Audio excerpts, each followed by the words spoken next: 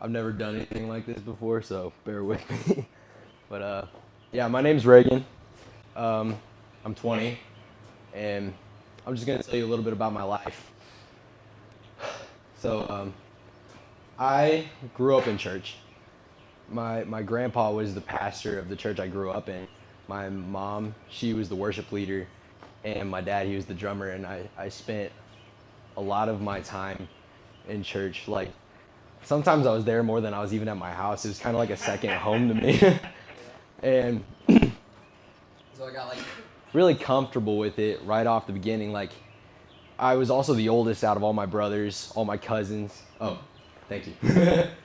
But yeah, I was the oldest out of all my cousins, my brothers, and I was just always given like a responsibility to be the best that I could be, to hold like a certain degree to my level, like to who I could be, to show a good example to others.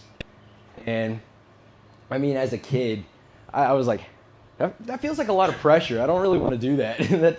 That seems like too much. Like I'm not that strong. And as a kid, like I dealt with a lot of fear in my life. Like it was it was crazy. Like I mean, I remember there was times at night when I just could not stop thinking. It was almost every night sometimes that I was just like so held down by fear. I couldn't sleep. I couldn't think straight, and it would follow me throughout. Like it lasted probably till like I was 10 years old that like I was finally like starting to get a hold of things. But I couldn't truly understand what it was, and really it's like I feel like a lot of it came from guilt and shame because I always knew what I should be doing. I always knew what was the better option. Like I always knew God's way. Like everybody was always teaching me. My grandpa, all these people, like these higher ups in the church, they were the people I had to look to because I was the oldest. It's like I didn't have a person to look up to other than the ones that were like they looked so much higher than I could ever dream to be. I'm like, if only I could be like them, but it wasn't that easy. I'm just a little kid. But I was always getting in trouble. I was like, I knew what I should be doing, and I wasn't doing it. I was just doing my own thing. I would even like break things sometimes, just lashing out at myself. Like I don't even know, be out by myself. I would like punch holes in the walls. I would throw rocks at these lights and stuff like that. I would just break things. I don't know why. I just did it, and people would always come after me. Like I remember my grandpa. He had many conversations with me. Like, Reagan, do you know who broke this? I'm like, no. I was like, maybe it was this guy. That was never great. I actually had a really bad lying problem growing up, and that got me into a lot of trouble. It always felt like the easiest option at the time because I'm like, I can just lie and get out of it. But it always came back to bite me in the butt later on, and it honestly made me feel so much worse inside. And like I had to hold all that in. It's like I had so many secrets that I couldn't let anybody know, and so it's like I got to keep track of all this. I got to make sure I get every little detail right, and it was just so much stress, especially for a kid. And I already have all this fear that I'm dealing with, and it was too much. And at some point, maybe around like 10 years old, 12 years old, I got sick of it. I was like, I can't do this anymore. So it's like I always wanted to stop lying. I always wanted to stop getting into trouble because it does suck. It's not fun. It's like even if I'm having fun in the moment, it always comes back to weigh on me later. I always wanted to give it up, but it wasn't ever just that easy. Like I always knew I could just give it to God. I knew He died for my sins, but it's like I always held that guilt and shame on myself. Like it felt like my problems were too big for God, which that was just another lie I was telling myself. It wasn't until I truly got sick of it that I could just give it away to Him. And I was like, I'm not lying anymore. I'm not doing it. And that was like such a big decision in my life because I felt like I truly changed after that. Like I was so much different, and I felt better than I could ever been. And it's like all this anger that I used to have. I used to lash out on my brothers all the time. Like they knew me as a bully, but everybody at church, they knew me as like a kind person. And I'm like, I did have a kind side to me. I did have a understanding side. Like I wasn't judgmental or anything, but I would just like, they could just say something and I would just like, it didn't have to be anything. They could be like, yo, stupid. I'm like, I just go over and I'll just hit them. I'm like, it's stupid. I'm like, why do I gotta let that get to me? But it's really just because I felt stupid. I knew it. It's kind of like I kind of felt like it was true, and I didn't like that. But eventually, I was just tired, and I gave it all to God, and He took that away from me. And it wasn't just an overnight thing. It was a process. It was a long process. Like it took maybe even like months to years. It wasn't comfortable. It was painful. It's like because I couldn't just stop lying. It's like I now had to like tell people what I all lied about, like what all I did, because it's like if I was gonna stop lying, I had to come clean with all my other lies so I could stop lying about those too. And I got over that, and I was homeschooled throughout all this time, and eventually I get put into a private school. It was a Christian private school, and surprisingly enough, which I guess might not be too surprising, but teenagers are gonna be teenagers. They're still gonna get into trouble. They're still gonna do what they do. And maybe sometime around like 15, I would say 15 years old, I decided I was gonna try vaping for the first time. Like my friends always did it. I was like, you guys are stupid. Like you're not gonna be able to breathe by the time you're older. I'm like, I already dealt with asthma growing up, which God set me free of that as well. Hallelujah. But I decided I was gonna try it. I was like, let's just see what it's like.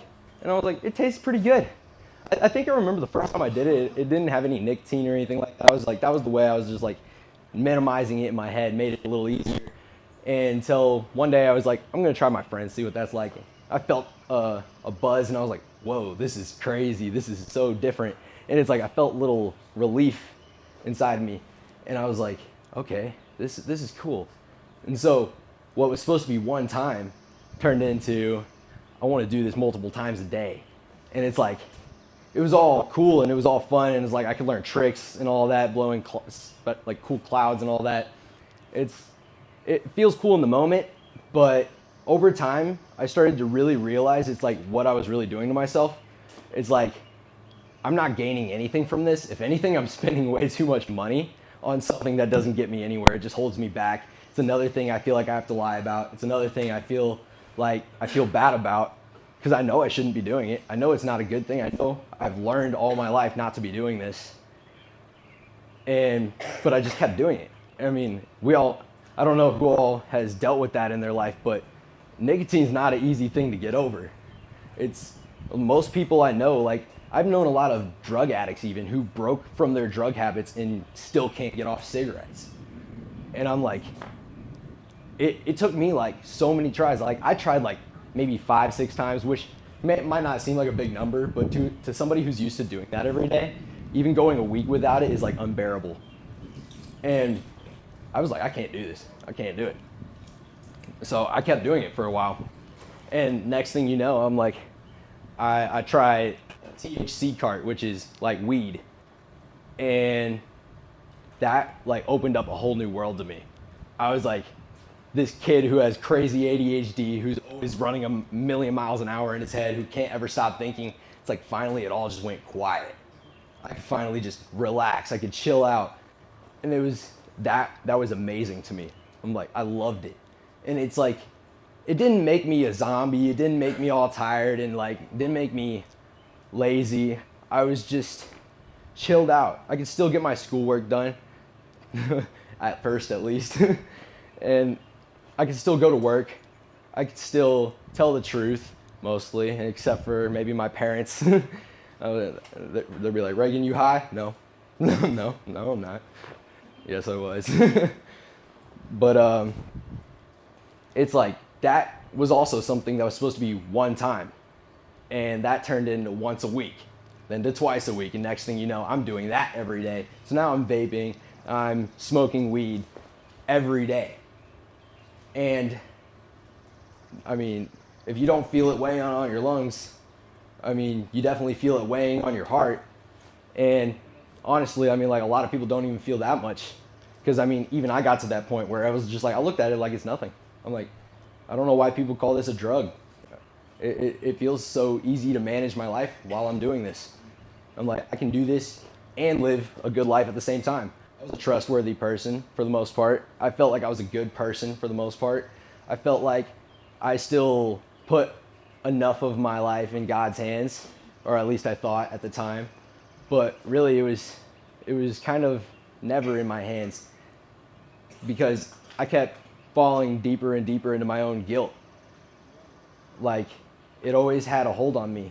I couldn't ever just tell anybody what was going on. I could only tell certain people. And it's like, I felt like nobody could truly understand who I was and what was going through my mind. I felt like the people that I did tell that didn't agree with me, I felt like they were too judgmental. I was like, you guys don't understand. I'm like, I feel like this really helps me. And really that was, again, another lie I was telling myself, which was hard to understand. I mean, it got deep for me. It got to the point where I was hanging out with all these people that I looked at like cool people, and I was just being influenced. I always felt like I was a leader. I felt like I was always an influencer, but really I was the one being influenced. That was just more lies in my head. Eventually I was partying every weekend for a good portion of time. I was getting drunk all the time. Like, I mean, there was a point where I would literally I drank like 5 days a week, and I would just do it again maybe like 2 or 3 weeks later. Cause I mean, I didn't feel depressed or anything like that. I just thought I was having a good time. And I'm like, as long as I'm not using it to numb something, it's like, it's okay. Cause I'm. What changed? Yeah. It's like, so I eventually hit a point where I was seeing a lot of these people like who were doing the same things as me. I saw some people really losing their lives to this stuff. Not everybody was just dying, but I've seen a few people die. I've seen a few people get into some really hard places for this stuff. It was only supposed to start with a like vaping for me, and then next thing you know, I'm partying, I'm drinking, I'm doing drugs, and I never pictured myself to be in that place. I never wanted to be in that place, and I could tell that all these people I was hanging around, they would come open up to me, and they came from the same place. None of them wanted to be there. None of them felt good about it, except for maybe a few people. I pray for those people. But I hit a point where I was like, I really don't like this. I really don't want to be like this. But by that point, I felt so held down by my own choices. I'm like, this is just what I'm going to be doing. I'm like, I'm still going to trust in God, but I don't know if I can stop this stuff. And I was praying like every day. I was praying to God. I'm like, I grew up in church. I knew what to say. I felt like I did. But I never truly wanted to give it away. I would always tell God, I would be like, take this from my hands because I'm not strong enough.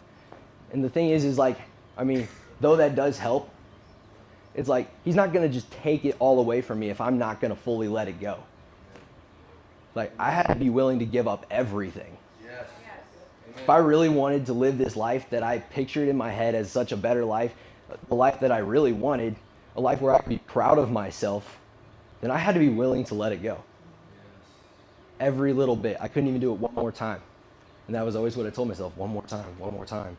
There's never one more time.